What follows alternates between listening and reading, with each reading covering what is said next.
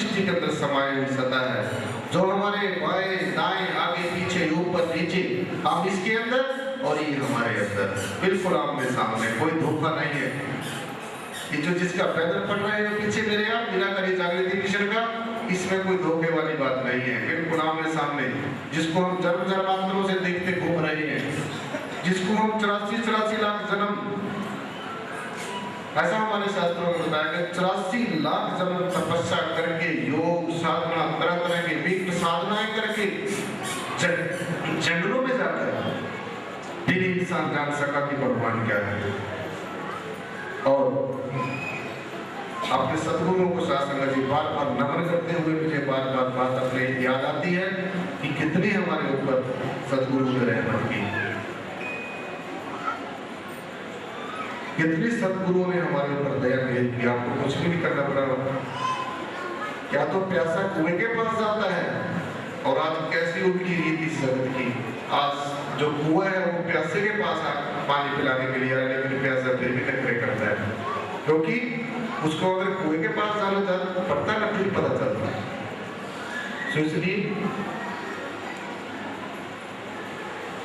बहुत नजदीक, बहुत नेड़े, बहुत नेड़े, बहुत नेड़े नाही दूर, आत्म रूप रहा भरपूर, बहुत नजदीक। और जो जैसे पहले सुनते होते थे कि भगवान वहां मिलेगा जी, भगवान ऐसा है जी, भगवान का ये स्वरूप है जी, वो सब भ्रम मिट गए, वो विराट वाला भ्रम मिट गया। भ्रम मिटायो विकट, कि भगवान बहुत विकट है, बहुत विराट है।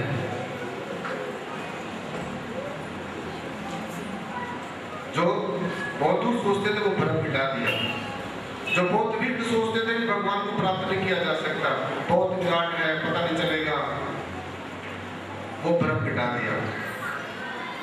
भ्रम मिटायो विकट का निकट लखायो राम, ये नजदीक, बहुत ही नजदीक दिखा दिया। ऐसे सदगुरुदेव को कोटि कोटि प्रणाम। लेकिन कौन से सदगुरु?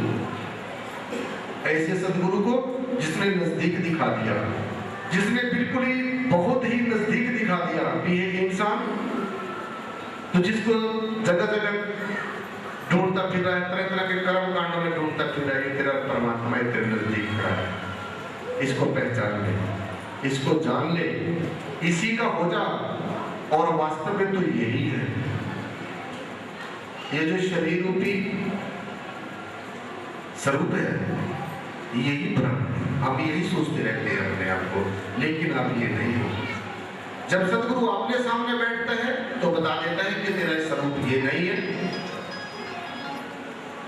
तेरा स्वरूप ये निराकार स्वरूप है, तेरा स्वरूप ये विश्वव्यापी स्वरूप है, तेरा स्वरूप ये आकाश की तरह जो सारे से सारे खिलकत में, सारे संसार में जो फैला हुआ परमात्मा है, जो विद्यमान परमात्मा है, जो सारे के सारे खिलकत में कण कण में फैली हुई जो सत्ता है, ये बिल्कुल और निराकार सत्ता, यही तेरा स्वरूप है।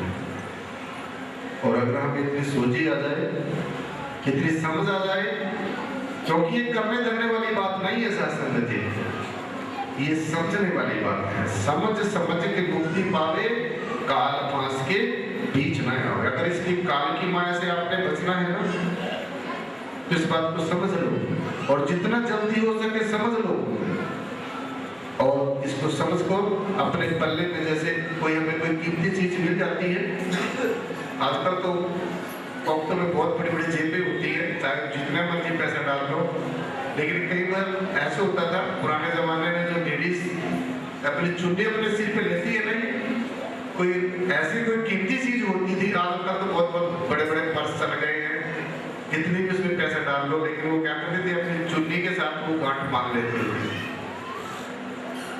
अपनी संस्कृति की बात बता रहा हूँ, और हमने ऐसी बातों को याद रखना चाहिए कि आज इंसान ज्यादा इतना खर्चीला, इतना भड़कीला, इतनी बनावट में, सजावट में क्यों फंस गया? सिर्फ एक कारण।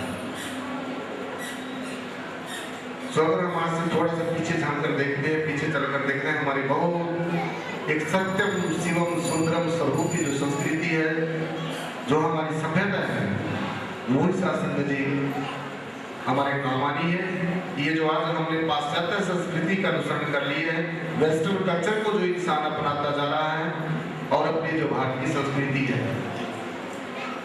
इसको भूलता जा रहा है, यही पतन का कारण है, यही गिरावट का कारण है, यही इंसान का इंसान के प्रति झगड़े का कारण है, यही एक दूसरे के प्रति खींचातानी का कारण है।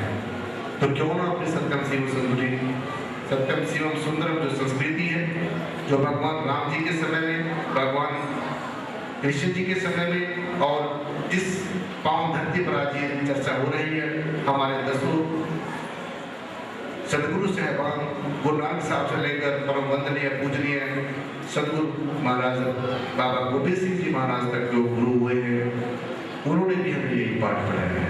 सभी ने यही संदेश दिया है, कोई अलग कुछ नहीं, सबने एक ही बात बताई है। सोचिए संसार में चाहे कुछ भी मिल जाए, कोई सुख नहीं मिल सकता। सकल सृष्टि का राजा तो किया, हरि का नाम जपत सुस्त किया। जो परमेश्वर की शरण में आएगा, परमेश्वर को अपनाएगा, परमेश्वर को स्वीकार करेगा, भगवान उसको भी स्वीकार करेगा। गीता ने बहुत छोटी सी बात बताई और बहुत बड़ी मतलब मायने रखने वाली बात है, ज्ञान वाली बात है कि अगर तुम भगवान की तरफ एक कदम चलते हो, अर्जुन को काफी है, अर्जुन तो मेरी तरफ एक कदम भी चलता है, मैं तेरी तरफ 7 कदम चलता हूँ, 1 और 7 का रेशो। अब वो एक कदम ही नहीं आप लोग चल सकते। तब ये हालात होती है, इंसान गुरुओं के पीछे पट गया, निजकों के पीछे पट गया, मिशनों के पीछे पट गया। मेरा गुरु बड़ा है, उसका गुरु छोटा है, मेरा मिशन बड़ा है, उसका मिशन छोटा है। ये ऐसा क्यों? सिर्फ यही कारण कि वास्तविकता का पता नहीं पता, असलियत का नहीं पता। तो ये हमें पता करना होगा, जानना होगा, पहचानना होगा कि हम क्या है, हमारा जीवन कहाँ खड़ा है। और जैसे आत्मा के सिवाय संसार में कोई चीज सच्ची नहीं है। भगवान शिव को जो देवाधिदेव भगवान शिव माने जाते हैं, आपको सबको पता है, भगवान शिव के लोग पूजा करते हैं। महामाया पार्वती को एक बात आते, जगत सब सपन, ये सारा संसार जिसमें आप लोग फंसे बैठे हुए सपना है, पर थोड़ा ये है, रात वाला सपना थोड़ा छोटा चलता है और ये जो जिंदगी वाला सपना है थोड़ा बड़ा है, बस इतना ही फर्क है। ये भी सपना है, सब कल्पना है, जो जिससे सो है नहीं, जो दिख रहा है ये है नहीं है, लगता है कि ये है लेकिन वास्तव में नहीं है। जो जिससे सो है नहीं, जो बादल की छाई, दृष्टिमान है सकल मिथुना। मिथुना कहते हैं मत जाना, खत्म हो जाना, पनाह हो जाना, डिस्ट्रॉय हो जाना। जो आंखों से दिख रहा है, कुछ भी दिख रहा है, सब खत्म होता है, होने वाला है।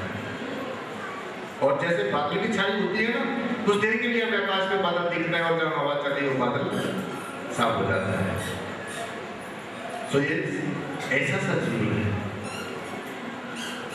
जैसा सपना रात का ऐसा ये संसार, सपने के बराबर, कल्पना मात्र, न के बराबर है ही नहीं है। इस निर्गुण निराकार परमात्मा के सिवाय, इस परम चैतन्य सत्ता के सिवाय कुछ भी नहीं। और अगर आप इसके सिवाय कुछ सोचते हैं, यही अज्ञानता है बस।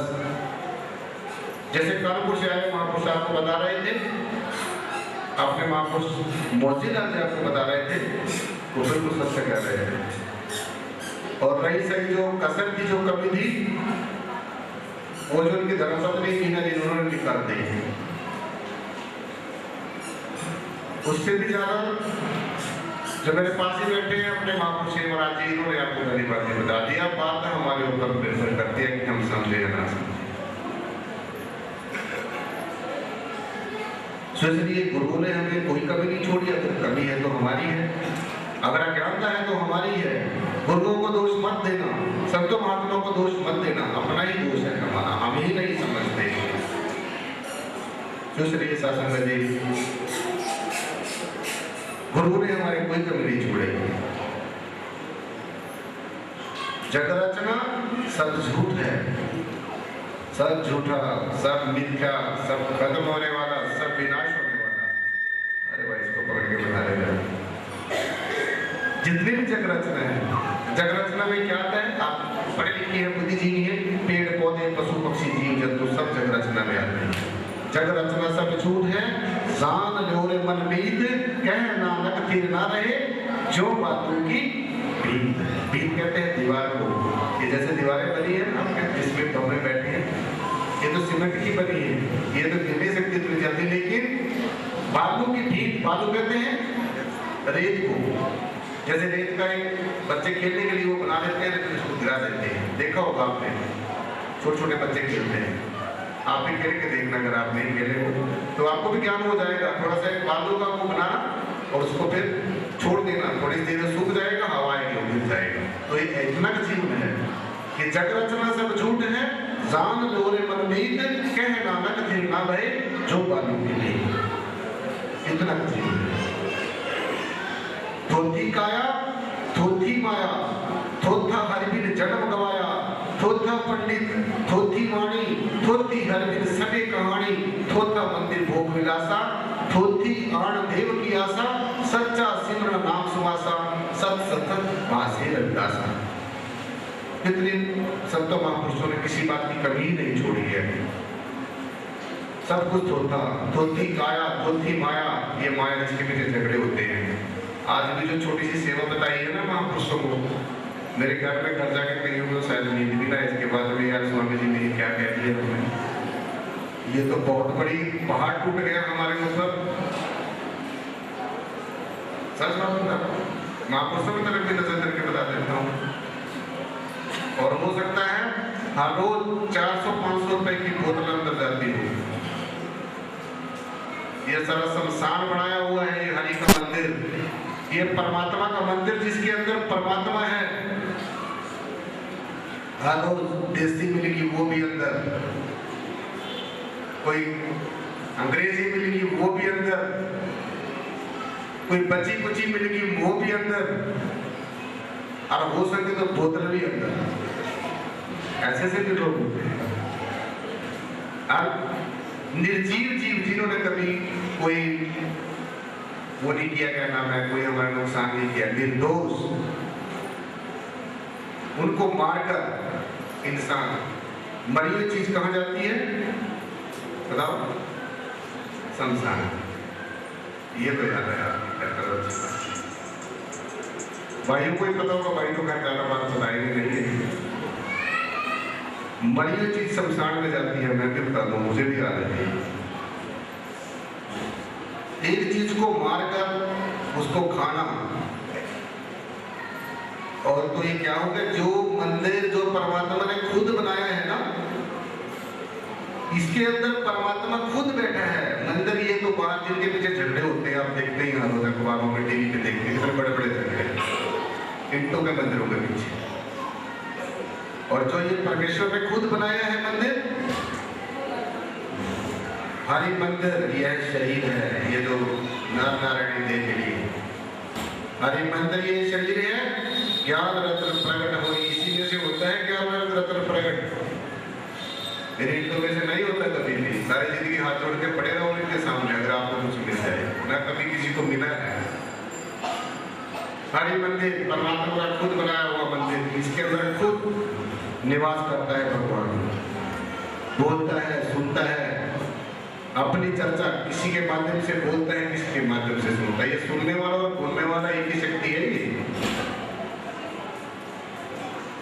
हर रेतों पर रेतों का परमात्मा, इंसान कहाँ आ गया, देखो किस मुकाम पे खड़ा है, अपनी संस्कृति को कैसे कैसे भूलता जा रहा है। जैसे मैंने आपको बताई ये बात, यही चीजें खोखला हमारे समाज को कर रही है, तरह तरह के व्यसन। और जो अभी बताई है बात, रुक जा भैया, कोई बात नहीं, कोई ज्यादा देर नहीं होती, खाना ही खाना, मुझे पता है। जब हम ऐसी बात करते हैं निश्चय ही थोड़ी सी वो लगती है, लेकिन हम यही बात कहने के लिए नहीं सकता है। सतमात्मा कभी इस बात से कहने से संकोच नहीं करते। हम ये नहीं है कि कोई हमें कुछ आगे से बैठ के कुछ कह देगा, कोई हमें ये कह देगा, कोई जिसने कहना है वो कहेगा, जो हमने कहना है वो भी कहना है। क्योंकि अगर हम ये बात कहे बिना परमेश्वर के पास वापस गए, सदगुरुओं के पास वापस गए, तो हमें भी भैया सजा मिलेगी कि आपको क्या कहा था और आपको वो बात कह के चली जाएगी। हमें कहना है, कहना है, कहना है, 100% कह के जाना है। और आपने समझना है, समझना है, बिल्कुल जरूर समझना है, तभी आप निराकार जागृति विषय करने माने जाओगे। मेरी बातें थोड़ी मेरे ख्याल में, क्योंकि जो हमारे पहले वाले गुरु जी थे वो थोड़ा गर्मा गर्म बातें कम किया करते थे, हम थोड़े कर देते हैं, कह देते हैं। तो इसलिए सबने नोट करनी चाहिए, खासकर जो इस मिशन कर लिया है, मुझसे तो खासकर मेरी गुजारिश है। और भी किसी भी गुरु के शिष्य यहाँ पर आ गए हैं सत्संग सुनने के लिए, सबके लिए ये बातें अच्छी। तो इसको हरि के मंदिर को शमशान नहीं बनाना, जो इसके अंदर से पावन ज्ञान है प्रकट होता है, इसके ऊपर ध्यान करना है, इसका हमने सुमरण करना है, ये देखना है कि जैसे संत महापुरुषों ने हमें बताया है, ये हमारा जीवन